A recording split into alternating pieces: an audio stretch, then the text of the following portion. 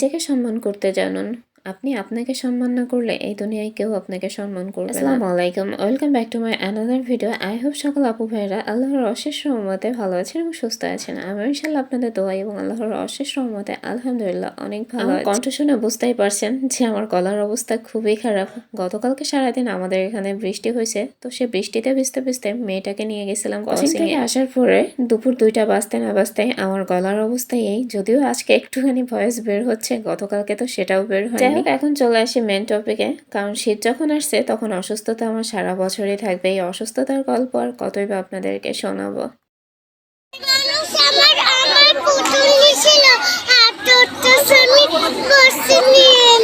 তাড়াতাড়ি আমার কাছে এসো, পুতুল নিয়ে যাবে। আসো আমার কাছে, দেখছেন কথা করছে কি।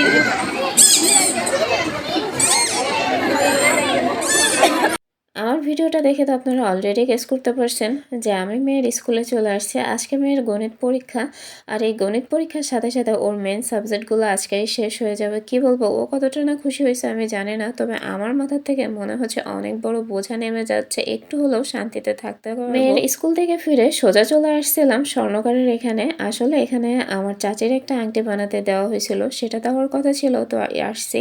এসে দেখি আংটিটা এখনো হয় নাই, তো একটুখানি ভিডিও ক্লিপ নিয়ে নিলাম। যদিও ভিডিওর রেশিওটা একটু অন্যরকম হয়ে গেছে। বাসায় আসার পরে মুন্নি আর খালা আসছে, তো খালাকে বলছিলাম শাক বাছতে। খালা হচ্ছে শাক বাছতে গেলে অনেকটা সময় চলে যাবে, তাই মুন্নিকেও লাগিয়ে দিয়েছে যে তুমিও খালার সাথে শাক বাছো, কারণ মুন্নি অনেক দ্রুতই কাজ করতে পারে। আজকে রোদটা অনেক বেশি মিষ্টি লাগছে। গতকাল সারাদিন আবহাওয়াটার এমন অবস্থা ছিল, নিজের মনটাই কেমন জানি হয়ে গেছিল, যেমন মেঘ তেমন বৃষ্টি। আর আজকে যে এভাবে রোদ উঠবে সেটা তো ভাবতেই পারিনি। বৃষ্টি দেখে টেনশন করতে করতে আমার মাথা খারাপ হয়ে গেছিল। এমনিতে মেয়ের ঠান্ডা জ্বর, তার উপর আমার গলার এই অবস্থা, আর এই বৃষ্টি যদি কালকে অবধি থাকে তাহলে মেয়েকে নিয়ে কিভাবে স্কুলে যাব। সকালে ঘুম থেকে উঠে এমন মিষ্টি রোদ দেখে মনটা এত বেশি ভালো হয়ে গেল। যাই হোক, রোদ থেকে একদমই উঠতে মন চাচ্ছিল না, তাই রোদে বসে অনেকগুলো কাজই সেরে নিলাম। শীতের দিনের রোদটা অসম্ভব ভালো লাগে, যদিও আমার মাইগ্রেনের ব্যথার কারণে খুব একটা সময় আমি বসতে পারি না বেশি রোদের ভিতরে। আপনাদের ভাই আমাকে ফোন করে বললো দেবুরের বিল্ডিং এর কাজ চলছে, ওখানে একটু যেতে, কারণ ওখানে মিস্ত্রিরা কয়জন কাজ করছে সেটা জানাতে।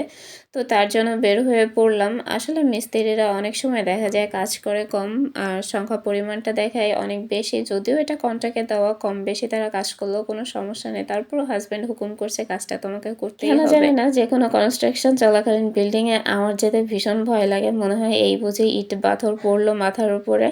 যাই হোক, দোতলায় উঠে আমাদের বাড়ির পেছনের ভিউটা আমার কাছে অনেক ভালো লাগছিল। বিশেষ করে আমাদের বাড়িটা, যদিও আমাদের বাড়িটা রং করা না, তারপরও কেন জানি না ভালো লাগছিল, তাই একটু ভিডিও নিয়ে নিলাম। কোনো রকম নাস্তা পানি করেই বের হয়ে গেছিলাম। ঘরের একটা কাজেও হাত দেওয়া হয়েছিল না, একদম বলা যায় যে পুরোপুরি এলোমেলো। এখন যদি ঘরের কাজ শুরু না করি তাহলে দেখা যাবে যে আজকে রান্না করতে অনেক দেরি হয়ে যাবে। পাচ্ছেন ঘড়ির কাঁটা টিকটিক করে 12টার কাছেই চলে গেছে। তো টার্গেট নিয়েছিলাম 1 ঘন্টার ভিতরে ঘরের সমস্ত কাজ শেষ করে ফেলবো। আলহামদুলিল্লাহ 1 ঘন্টার আগেই 2টা রুম ক্লিন, বাকি যত এলোমেলো কাজ ছিল সবে গোছগাছ করে ফেলছিলাম। মাঝে মাঝে এত বেশি আলসেমি আসে কি বলবো। সকালবেলা চাইলেই কিন্তু আমি আমার ঘরটা একদমই গোছগাছ করে বের হতে পারি, যেহেতু ঘুম থেকে উঠি 5টার সময়। আপনাদের ভাইকে বিদায় দেওয়ার পরে আমার হাতে অনেকটা টাইম থাকে, কিন্তু মাঝে মাঝে ওই যে বললাম এত বেশি আলসেমি এসে জেগে বসে কোনো কাজই করতে ভালো লাগে। আবার যখন কোনো কাজে হাত দেয় বা স্থির করি, মন স্থির করি যে এই কাজটা আমি এই টাইমের ভিতরে শেষ করব, দেখা যায় যে সেই টাইমের অর্ধেকটা টাইমও আমার লাগে না। আসলে আমরা মেয়েরা এমনই, কোনো কাজ একবার মন স্থির করে যদি করব তাহলে সেই কাজ আমাদের এত দ্রুত করা হয়ে যায়। এই ব্যাডমিন্টন খেলা থেকে মেয়েটার কিন্তু ঠান্ডা জ্বর বাজছিল, যার কারণে আমি পরীক্ষার ভিতরে ওকে আর এই ধরনের খেলা খেলতে দেয়নি। ওর বান্ধবীরা বহুবার এসে জানালার কাছে উঁকি মেরে গেছে, কিন্তু আমার ভয়তে খেলতে পারিনি। আজ আমি নিজেই পারমিশন দিলাম, যেহেতু সামনে শুধু বাকি আছে ড্রয়িং, সাধারণ জ্ঞান আর ওয়ার্ড বুক। এই সাবজেক্টগুলো আসলে অতটা ইম্পর্টেন্ট না বলাটা ভুল, আসলে এই সাবজেক্টগুলো অতটা কঠিন না, মানে খুবই অল্প মার্কের, তো এই জন্য আমি আর ওকে প্রেশার দিব না। এই জন্য বললাম যাও খেলাধুলা করে নাও। আর আমি এদিকে রান্না করতে চলে এসেছি। যদিও কোনো রান্না আজকে আমি পুরো রেসিপি আকারে শেয়ার করব না, ভয় জবর করতে যেয়ে ভীষণ কষ্ট হচ্ছে। যাদের এরকম গলার প্রবলেম হয় তারা তো জানেনি এই টাইমে গলা দিয়ে কথা বের করতে গেলে কতটা কঠিন হয়ে যায়। আমার অবস্থাও সেম। যাই হোক, এদিকে আমি কিন্তু লাল শাক ভাজি করে নিয়েছি। লাল শাকের পাশাপাশি রান্না হচ্ছে এদিকে সিম আর লাউ।